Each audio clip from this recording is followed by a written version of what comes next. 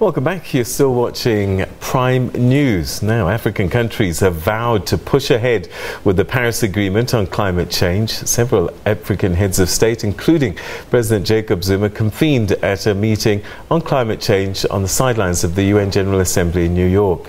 They've tabled their proposals on the reduction of gas emissions. The United States' withdrawal from the agreement, though, is hammering the efforts to reduce those emissions. African countries are no longer waiting, but are taking the lead in reducing gas emissions. Africa should commit itself to implement the Paris Agreement on climate change by stressing and underscoring the need to be determined. 8 dozen countries from the continent met on the sidelines to consolidate their position on climate change since the signing of the Paris Agreement. And this is led at the highest level. This is a very, very important meeting for us as Africans. The fact that we are led by our heads of state makes it quite important.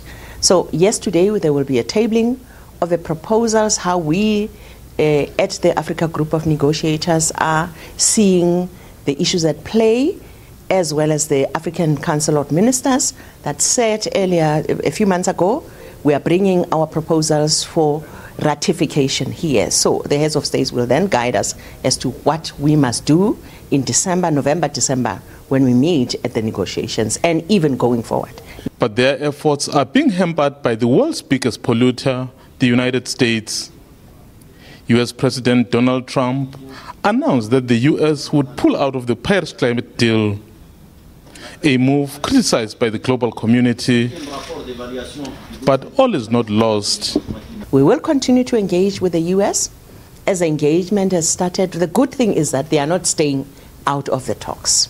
They were in Montreal 2 days ago as we're meeting as ministers there at the Major Economies Forum, which was led, unfortunately this time around, we've got to make this point, by the EU, China and Canada. And this is a body, by the way, that was led by the US.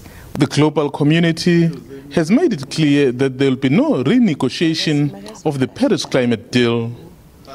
Despite the stance of the US, everyone hopes they will rethink their position and take their rightful place in the community of nations. Mzwandile Mbethe, SABC News, New York.